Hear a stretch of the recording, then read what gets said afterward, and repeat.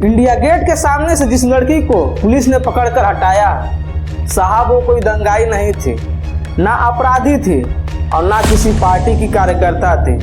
बस वो एक साधारण लड़की थी जिसने नाबालिग उम्र में बलात्कार सहा था, जिसने अपने पिता को पुलिस हिरासत में मरते देखा था, जो 7 साल तक अदालतों की चक्कर काटती रही।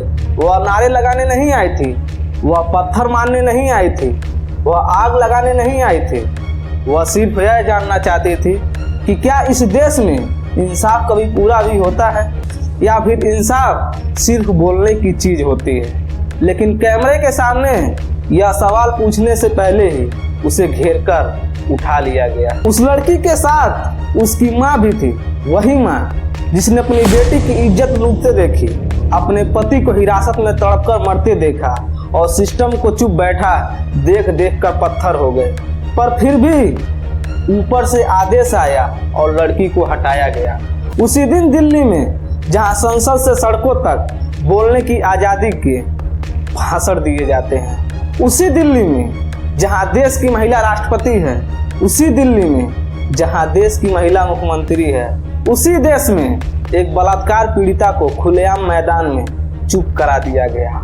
और यह चुप्पी ही उन्नाव केस की पूरी कहानी खुद कह देती है। और सबसे बड़ी त्रासदी वही है, खामोशी। उन्नाव में अगर अपराध किसी गरीब मजदूर, रिक्शे वालों या नामहीन आदमी ने किया होता तो कहानी इतनी लंबी नहीं चलती।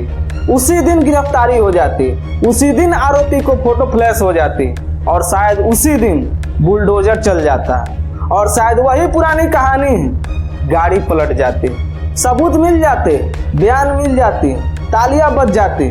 लेकिन यहाँ अपराध नहीं देखा गया, आरोपी का कद देखा गया। क्योंकि आरोपी कोई आम आदमी नहीं था, वह सत्ता से जुड़ा विधायक था। जब इंडिया गेट पर वह लड़की दौड़ते दौड़ते रोते चिल्लाते पहुंची और पुलिस वालों ने उसे घेर कर उठाया, तो सवाल उसका नहीं था साहब, ये सवाल पूरे देश का बन गया। क्या इस देश में गुनाहों के लिए 2 तरह की सजा होती है?